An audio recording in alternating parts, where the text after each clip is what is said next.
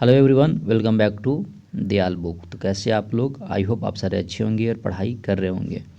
तो आज के सेशन में कंप्लीट करने वाले हैं एंशियंट हिस्ट्री के बारे में और इसमें कवर करेंगे मौर्य काल के बारे में। तो दोस्तों, इस वीडियो में हम लोगों ने जितने क्वेश्चंस कवर किए हैं सारे क्वेश्चंस किसी न किसी गवर्नमेंट एग्जाम में पूछे गए हैं, तो सारे क्वेश्चंस इंपॉर्टेंट हैं। तो शुरुआत करते हैं क्वेश्चन नंबर 1 से। मौर्य साम्राज्य की नींव किसके द्वारा रखी गई? तो इस क्वेश्चन का जो करेक्ट आंसर है ऑप्शन बी, चंद्रगुप्त मौर्य ने मौर्य साम्राज्य की नींव रखी। नेक्स्ट क्वेश्चन है जो काफ़ी इम्पोर्टेंट क्वेश्चन है।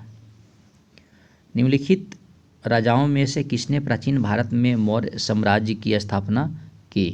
तो इस क्वेश्चन का आंसर है बी, चंद्रगुप्त मौर्य ने प्राचीन भारत में मौर्य साम्राज्य की स्थापना की। और अगर बात करें इम्पोर्टेंट अगर इन्फॉर्मेशन की, चंद्रगुप्त ने 322 ईसा पूर्व में प्राचीन भारत में मौर्य साम्राज्य की स्थापना की। कालानुक्रमिक क्रम में मौर्य राजा चंद्रगुप्त मौर्य, बिंदुसार, अशोक, दशरथ, संप्रति, शालिशुका, देववर्मन, शातधनवन और बृहच्चास। नेक्स्ट क्वेश्चन है, प्रथम भारतीय साम्राज्य किसके द्वारा स्थापित किया गया था? तो इस क्वेश्चन का आंसर है चंद्रगुप्त मौर्य के द्वारा। चंद्रगुप्त मौर्य ने आचार्य चाणक्य के सहयोग से नंद वंश का अंत किया तथा यूनानियों को भारत से बाहर निकालकर भारत में सर्वप्रथम एक बड़े साम्राज्य का निर्माण किया। चंद्रगुप्त ने किसके द्वारा विद्रोह का नेतृत्व किया और उसे उखाड़ फेंका? तो नंद। चंद्रगुप्त मौर्य ने मगध के नंद वंश को किसकी सहायता से उखाड़ फेंका था? तो इस क्वेश्चन का आंसर है विष्णु गुप्त, जिसे कौटिल्य भी कहा जाता है। किस योद्धा ने 322 ईसा पूर्व में कौटिल्य की सहायता से अंतिम नंद शासक धनानंद को पराजित किया था? तो इस क्वेश्चन का आंसर है चंद्रगुप्त मौर्य।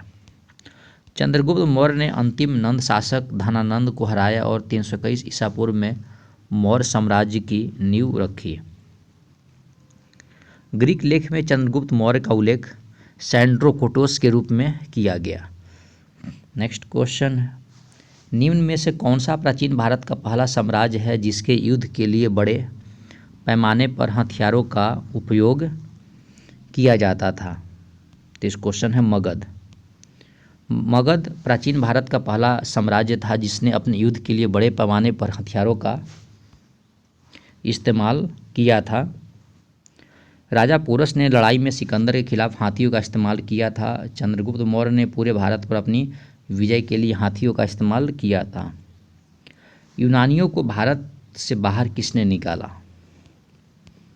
तो इसके जो ऑप्शन है चंद्रगुप्त मौर्य ने।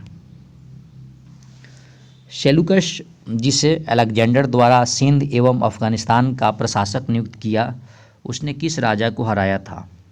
तो चंद्रगुप्त मौर्य को हराया था। सिकंदर की मृत्यु के बाद उसका साम्राज्य उसके चारों सेनापतियों के बीच विभाजित हो गया, जिसमें कैसेंडर, टोलेमी, एंटीगोनस और सेल्यूकस थे।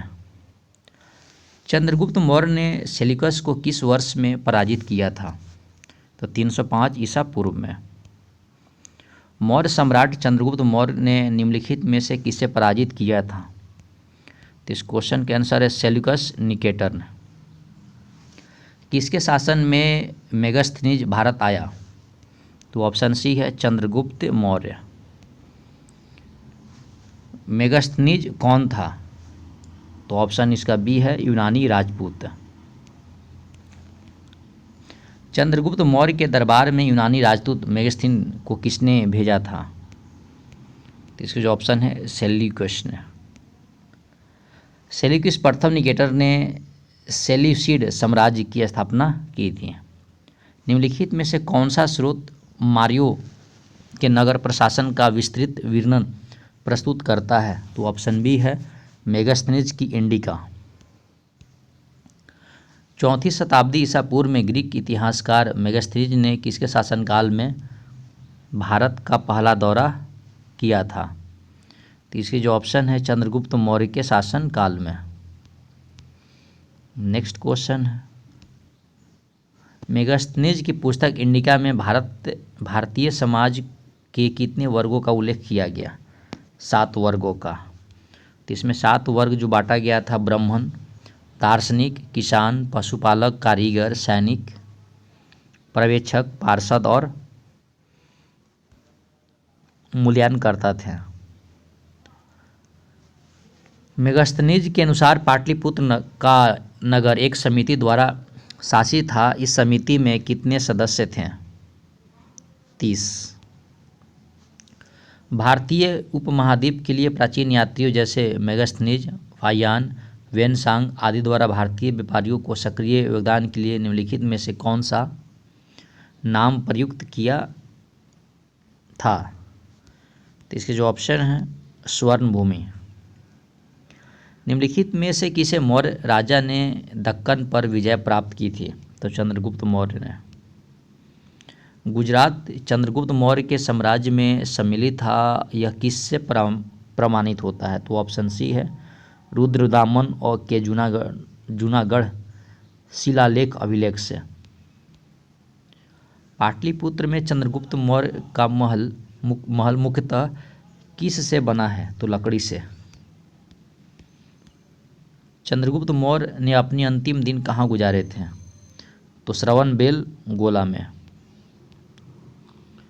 चंद्रगुप्त मौर्य जैन भिक्षु बन गए और उन्हें श्रवणबेला में सलेखा की। निम्न में से किसने कहा कि चंद्रगुप्त मौर्य ने 6 लाख सैनिकों की सहायता से संपूर्ण भारत को रौंद डाला? तो ऑप्शन सी है प्लूटार्क है। किसने अपने ग्रंथ में चंद्रगुप्त मौर्य का विशिष्ट रूप से वर्णन किया हुआ है? तो ऑप्शन इसका बी है विशाखा दत्त ने। निम्नलिखित में से किसने चंद्रगुप्त मौर्य और सिकंदर की महान भेंट का उल्लेख किया? जस्टिन। चंद्रगुप्त मौर्य का प्राचीनतम अभिलेखीय उदाहरण निम्नलिखित में से किस अभिलेख में मिलता है? तो ऑप्शन सी है रुद्रदामन का जूनागढ़ अभिलेख। नेक्स्ट क्वेश्चन है, कौटिल्य का वास्तविक नाम क्या था? तो ऑप्शन ए है विष्णुगुप्त।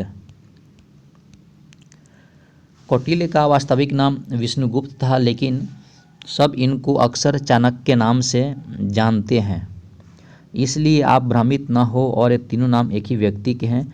इनको अर्थशास्त्र की जनक की उपाधि भी प्राप्त है। अर्थशास्त्र पुस्तक किसने लिखी है? तो ऑप्शन बी है कौटिल्य, जिन्हें चाणक्य भी कहा जाता है। ये इंपॉर्टेंट इन्फॉर्मेशन है जो आप लोग नोट कर लोगे। निम्नलिखित में से कौन सा ग्रंथ मौर्य साम्राज्य के काल के प्रशासनिक और सैन्य संगठन का संक्षिप्त विवरण देता है?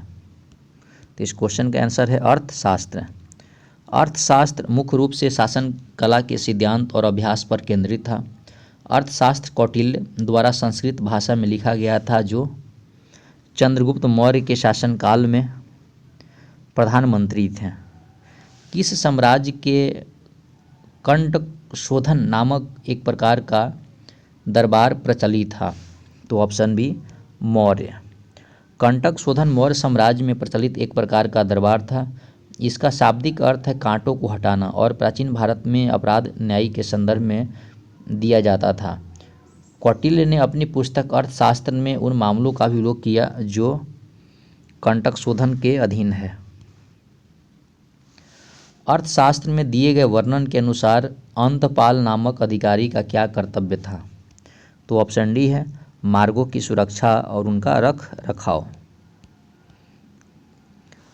कौटिल्य के अर्थशास्त्र के अनुसार मौर्य प्रशासन में घुड़सवार सेना के कमान अधिकारी को क्या कहते थे? तो ऑप्शन इसका सी है अश्वाध्याय। ये इसका इम्पोर्टेंट इन्फॉर्मेशन है जो आप लोग कर लोगे। मौर्य प्रशासन के तहत सीता अध्यक्ष किसकी प्रभारी थी? तो ऑप्शन डी कृषि। मौर्य शासन के दौरान सीता अध्यक्ष कृषि के प्रभारी थे। वे कृषि के क्षेत्र में अत्यधिक कुशल और अनुभवी थे और उन्होंने अमात्य द्वारा नियुक्त किया जाता था जो राजा के प्रशासनिक और न्यायिक क्षेत्रों में सर्वोच्च थे। समाहर्ता नामक अधिकारी का क्या कार्य था? तो ऑप्शन बी कर निर्धारण। मौर्य वंश के शासन के दौरान स्थानिक कौन था? तो ऑप्शन ए जिला प्रशासक। मौर्य काल में भूमिकर जो राज्य की आय का मुख्य स्रोत था का सर्वोच्च अधिकारी कौन था? तो ऑप्शन सी शीताध्यक्ष। चंद्रगुप्त मौर्य का पुत्र कौन था? तो ऑप्शन ए बिंदुसार। किस मौर्य शासक को यूनानियों द्वारा अमित्रघात कहा जाता था? तो ऑप्शन सी बिंदुसार। चंद्रगुप्त को यूनानियों द्वारा सैंड्रोकोटस कहा जाता था। बिंदुसार मौर्य साम्राज्य का दूसरा शासक था और ग्रीक सूत्र में उन्हें अमित्राघात यानी शत्रुओं का वध करने वाला या अमित्रोचेट्स कहा जाता था। बिंदुसार के शासन के दौरान यहाँ अशांति थी। तो ऑप्शन इसका है तक्षशिला। बिंदुसार के पुत्र का क्या नाम था? तो ऑप्शन ए अशोक। वह शासक कौन था जिसने राज सिंहासन पर बैठने के लिए अपने बड़े भाई शुमीम की हत्या की थी? अशोक ने। मौर्य सम्राट बिंदुसार और शुभांद्री के पुत्र थे। उनके अन्य नाम देवानाम मपिया देवताओं के प्रिय और प्रियदर्शी थे। भारत में अशोक का शासनकाल कब से कब तक रहा? तो आपका 273 से 232 ईसा पूर्व। निम्नलिखित में से किस शासक ने अपनी प्रजा और अधिकारियों को अपने संदेश पत्थर की शर्तों पर खुदवाए थे? तो ऑप्शन ए अशोक। अशोक के इतिहास के ज्ञात महानतम शासकों में से एक थे और उन्होंने निर्देशों और शिलालेखों के साथ ही चट्टानों की शर्तों पर अंकित किया था। निम्नलिखित में से कौन सा कथन सत्य नहीं है? तो ऑप्शन डी है अशोक बिंदुसार का छोटा भाई था, क्योंकि अशोक बिंदुसार का बेटा था। अशोक ने अपने क्षेत्र में सामाजिक समस्याओं को हल करने के लिए किसे नियुक्त किया था? तो ऑप्शन डी है धम्म महापात्र। अशोक के अधीन मौर्य राजतंत्र का सबसे बड़ी सही वर्णन निम्नलिखित में से कौन सा होगा? तो ऑप्शन इसका बी है केंद्रीकृत एकाधिपत्य। नेक्स्ट क्वेश्चन है अशोक की प्रशासनिक नीति में भारी परिवर्तन किस घटना से आया? तो ऑप्शन बी है कलिंग युद्ध। आगे बढ़ते हैं। कलिंग युद्ध किस वर्ष हुआ? तो ऑप्शन ए है 261 ईसा पूर्व। कलिंग युद्ध राजा अनंत पद्मानंद और अशोक के बीच 261 ईसा पूर्व में लड़ा गया था। राजा अनंत पद्मनाभ अशोक द्वारा पराजित हुआ। कलिंग की राजधानी तौसली थी। कलिंग युद्ध का वर्णन अशोक के 13वें शिलालेख में मिलता है। अशोक के अभिलेखों के अनुसार अशोक ने राजा बनने के लिए कितने वर्ष बाद कलिंग पर युद्ध किया था? तो ऑप्शन इसका बी है 8 वर्ष। इसके इम्पोर्टेंट इन्फॉर्मेशन है, वीडियो पॉज करके आप लोग कर लोगे। किस युद्ध के बाद अशोक की भौतिक अधिग्रहण की नीति को त्याग दिया? तो ऑप्शन ए है कलिंग युद्ध के बाद। कलिंग युद्ध के बाद अशोक ने बौद्ध धर्म अपना लिया था। कलिंग तटीय उड़ीसा का प्राचीन नाम है। निम्नलिखित में से किसे मौर्य शासक ने कलिंग के युद्ध के बाद युद्ध करना छोड़ दिया था? तो ऑप्शन इसका बी है अशोक ने। किस शिला राजदेश ने अशोक ने कलिंग युद्ध के हताहतों का उल्लेख किया था और युद्ध त्याग की घोषणा की थी? तो इसके जो ऑप्शन होगा आपका शिला राजदेश 13। सम्राट अशोक ने निम्नलिखित में से किसे युद्ध के बाद बौद्ध धर्म ग्रहण किया? तो कलिंग युद्ध के बाद ग्रहण किया। सम्राट अशोक ने कलिंग युद्ध के बाद बौद्ध धर्म अपना लिया था। कलिंग युद्ध में हुए रक्तपात और विनाश ने अशोक को युद्ध त्यागने और बौद्ध धर्म अपनाने के लिए प्रेरित किया। अशोक ने किसे बौद्ध साधु से प्रभावित होकर बौद्ध धर्म अपनाया? तो उपगुप्त। नेक्स्ट क्वेश्चन है निम्नलिखित में से कौन सा पहला मौर्य शासक था जिसके शिलालेखों के माध्यम से लोगों तक अपना संदेश फैलाने का प्रयास किया? तो ऑप्शन सी है अशोक ने। निम्नलिखित में से कौन सा अशोक के अभिलेखों को समझने वाला पहला विद्वान था? तो ऑप्शन बी है जेम्स प्रिसेप। जेम्स प्रिसेप अशोक के शिलालेखों को समझने वाला पहला विद्वान था। अशोक के अभिलेखों की अधिकांश बोलियां प्राकृत भाषा की ब्राह्मणी और खरोष्ठी लिपियों का उपयोग करके लिखी गई थी। अपने शिलालेख को अशोक सामान्यतः किस नाम से जाने जाते थे? तो ऑप्शन बी प्रियदर्शी। अशोक के शिलालेख में किस लिपि में लिखे गए थे? तो ऑप्शन बी ब्राह्मी। अशोक के शिलालेखों में प्रयुक्त भाषा कौन सी है? प्राकृत। अशोक के अधिकांश शिलालेख प्राकृत भाषा में थे और ब्राह्मणी लिपि में लिखे गए थे। निम्नलिखित में से कौन सा अशोककालीन अभिलेख खरोष्ठी लिपि में है? तो ऑप्शन बी शाहबाजगढ़ी। सम्राट अशोक ने पत्थर के स्तंभों और पत्थर के सख्तों पर अपने कितने आदेश को उत्कीर्ण राज्य के प्रमुख स्थानों पर स्थापित किया ताकि प्रजा उसके अनुसार आचरण कर सके? तो 14। अभिलेखों में किस राजा का उल्लेख प्रियदर्शी और देवानाम प्रिय के रूप में किया गया था? तो अशोक। निम्नलिखित में से किसी एक अभिलेख में अशोक का व्यक्तिगत नाम उल्लेख मिलता है? मास्की। केवल वो अभिलेख जिसमें अशोक ने स्वयं को मगध का सम्राट बताया था? तो ऑप्शन डी है भाबरू स्तंभ। भाबरू स्तंभ राजस्थान के जयपुर जिले के विराटनगर में है। इस स्तंभ में सम्राट अशोक ने बौद्ध धर्म का वर्णन किया है। यह शिलालेख अशोक के बौद्ध धर्म के अनुयायी होने का सबसे बड़ा प्रमाण है। भाबरू स्तंभ अशोक के शिलालेखों का एकमात्र ऐसा शिलालेख है जो बेलनाकार आकृति का है। निम्नलिखित में से किस उभार द्वार मूर्तिशिल्प शिलालेख में अशोक के प्रस्तर के चित्र के रूप में राजीव अशोक का उल्लेखित है? तो ऑप्शन है आपका कंगन हल्ली। निम्नलिखित में से किस अभिलेख में पारंपरिक अवसरों पर पशु बलि पर प्रतिबंध लगाने का उल्लेख है? तो ऑप्शन इसका ये है शिला अभिलेख। अशोक के निम्नलिखित अभिलेखों में से पूर्ण रूप से धार्मिक सहिष्णुता के प्रति समर्पित कौन सा अभिलेख है? तो इसका ऑप्शन आपका क्वेश्चन का ऑप्शन बी है शिलालेख 12। नेक्स्ट क्वेश्चन है अशोक के शिलालेख में वर्णित जानकारी के अनुसार मौर्य साम्राज्य के कितनी प्रमुख राजनीतिक केंद्र थे? तो इसके जो ऑप्शन है 5 केंद्र। अशोक के प्रमुख शिलालेख के पशुवध पर प्रतिबंध लगाता है। शिलालेख 2 में दक्षिण भारत के चोल, पांड्य, सत्यपुर और केरल पूर्व के साम्राज्य का वर्णन करता है। शिलालेख 4 में समाज पर धर्म का प्रभाव वर्णन करता है। ये इंपॉर्टेंट पॉइंट है जो आप लोग पढ़ लोगे। अशोक की धम्म नीति का मुख्य सिद्धांत क्या था? तो ऑप्शन ए है स्वयं नियंत्रण। अशोक के धम्म का मूल संदेश क्या था? तो इसके जो ऑप्शन है इनमें से एक से अधिक है। ये इंपॉर्टेंट पॉइंट है जो आप लोग पढ़ लोगे। निम्नलिखित में से किसकी जानकारी अशोक के शिलालेख से मिलती है? तो उपयुक्त सभी। अशोक के स्तंभ का मूल उद्देश्य क्या था? तो ऑप्शन डी है धर्म नीतियों का प्रचार प्रसार करना। आगे बढ़ते हैं। अशोक के अभिलेखों के अनुसार निम्नलिखित में से कौन सा मगध साम्राज्य में एक प्रांतीय केंद्र नहीं था? तो ऑप्शन डी है इंद्रप्रस्थ। राजा अशोक की बेटी का नाम क्या था? उन्होंने बौद्ध मिशनरी के कर्तव्यों को निभाने के लिए नियुक्त किया था। तो ऑप्शन डी संघमित्रा।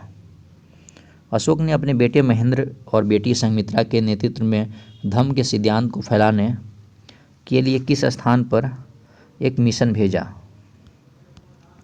श्रीलंका। यूनानी और आरामाइका भाषा में खुदा अशोक का एक द्विभाषी उत्कीर्णन लेख किस स्थान पर मिलता है? तो ऑप्शन डी कंधार में।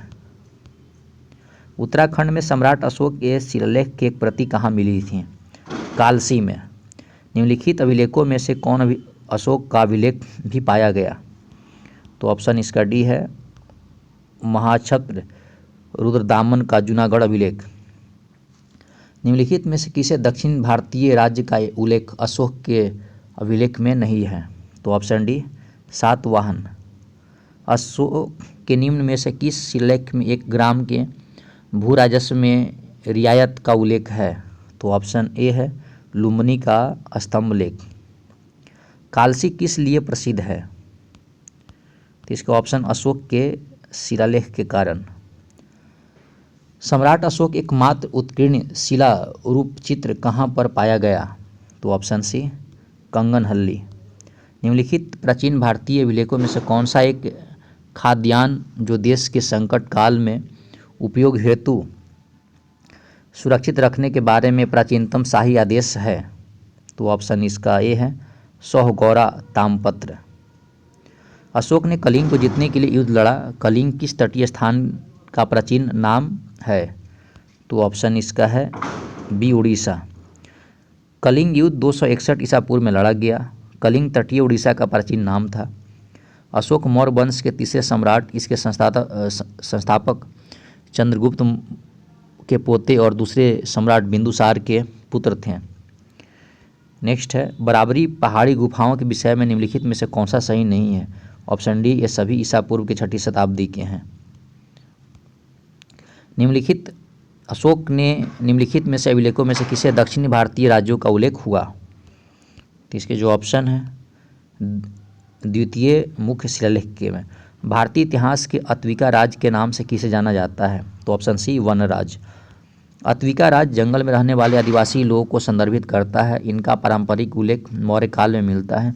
मौर्य काल में कई राजाओं का शासन था जिन्होंने सामूहिक रूप से अत्विका राज्यों के वर्णन के रूप में जाना जाता था। अशोक के लघु शिलालेख भारत के विभिन्न भागों में पाए जाते हैं। निम्नलिखित में से कौन सा कर्नाटक में अशोक के लघु शिलालेखों की खोज स्थल नहीं है? रूपनाथ। रूपनाथ शिलालेख मध्य प्रदेश के जबलपुर के कैमूर पहाड़ियों के पास है। मौर्य साम्राज्य में कई शहर थे। निम्नलिखित में से कौन सा शहर सबसे दक्षिणी छोर पर स्थिर था? तो ब्रह्मगिरी। निम्नलिखित में से किस स्थान पर अशोक का प्रमुख शिलालेख नहीं है? तो ऑप्शन सी, सांची। यह कई स्तूपों और मठों वाला प्रसिद्ध बौद्ध स्थल है। अशोक के शिलालेख में प्रयुक्त भाषा प्राकृत है। अशोक के प्रमुख शिलालेख इलाहाबाद, कंधार, कलिंग, सनत्ती, रुश्मीदेई, गिरनार, शाहबाजगढ़ी और मनसेहरा है। नेक्स्ट क्वेश्चन है, मौर्य वंश का अंतिम शासक या अंतिम राजा कौन था? तो बृहदर्थ। शतधवन का पुत्र बृहदर्थ मौर्य साम्राज्य का अंतिम शासक था। उसका शासन 187 से 184 ईसा पूर्व तक था। वो भी बौद्ध धर्म का अनुयायी था। उन्होंने सेनापति पुष्यमित्र शंगु को ने मार डाला, जिन्होंने शुंग साम्राज्य की स्थापना की थी। पुष्यमित्र जो अंतिम मौर्य सम्राट बृहदर्थ का सेनापति था, राजा की हत्या कर किसने नए राजवंश की स्थापना की? तो शंगु वंश के स्थापक पुष्यमित्र शंगु। शासन इसका दिया हुआ है। निम्नलिखित में से कौन सा शासक मौर्य वंश से संबंधित नहीं है? तो ऑप्शन बिंबिसार। बिंबिसार मौर्य वंश से संबंधित नहीं है। बिंबिसार मगध का राजा था और हर्यवंश का भी था। किस स्थान में पाई गई मौर्य स्तंभ की राजधानी को सिंह राजधानी, लायन कैपिटल के नाम से जाना जाता है? तो ऑप्शन डी, सारनाथ। ये इसका इंपॉर्टेंट इन्फॉर्मेशन है जो आप लोग वीडियो पॉज करके कवर कर लोगे।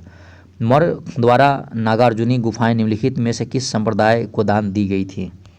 तो ऑप्शन डी, ये है आजीविका। ये इसका इंपॉर्टेंट इन्फॉर्मेशन है जो आप लोग इसको वीडियो पॉज करके कवर कर लोगे। बराबर गुफाएं जो वर्तमान में भारत में मौजूद चट्टानों को काटकर बनाई गई थी, सबसे प्राचीन गुफाएं हैं। निम्न में से अधिकतर गुफाएं किस काल से संबंधित हैं? तो मौर्य काल से। बराबर गुफाएं बिहार के जहानाबाद जिले में बराबर पहाड़ियों में है। इन गुफाओं का निर्माण अशोक और उसके पौत्र दशरथ के शासनकाल में हुआ था। मौर्य काल भारत में कौन सी गुफाओं की सबसे पुरानी जीवित रॉक कट गुफाएं माना जाता है? तो इस क्वेश्चन का आंसर है बराबर और नागार्जुनी गुफाएं। बराबर और नागार्जुनी गुफाएं बिहार के जहानाबाद जिले में स्थित है, जिनका निर्माण सम्राट अशोक के आजीवक तपस्वियों के लाभ के लिए किया गया था। उन्होंने एक ही ठोस ग्रेनाइट को ब्लॉक से काटा था।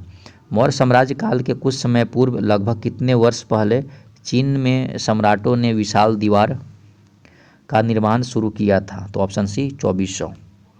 मौर्य साम्राज्य के समय कुछ पहले, लगभग 2400 साल पहले ये किया गया था। इंपॉर्टेंट इन्फॉर्मेशन जो आप वीडियो पॉज कर कवर कर लोगे। निम्नलिखित में से किसने वर्ष 1877 में अशोक के शिलालेख का एक सेट प्रकाशित किया था? तो ऑप्शन डी, अलेक्जेंडर कनिंघम। इसका इंपॉर्टेंट इन्फॉर्मेशन है जो आप लोग कवर कर लोगे। तो दोस्तों, इस वीडियो में हम लोगों ने कवर किए हैं इंपॉर्टेंट क्वेश्चंस, और ये सारे क्वेश्चंस किसी न किसी एग्जाम में पूछे गए हैं। तो आई होप आपको वीडियो पसंद आया होगा। तो पसंद आया तो लाइक, सब्सक्राइब, शेयर करें ताकि मुझे मोटिवेशन मिले और आप लोगों के लिए मैं डेली इसी वीडियो बनाता रहूं। तो मिलते हैं नेक्स्ट वीडियो में, तब तक और पढ़ाई करते रहें। All the very best. Thank you.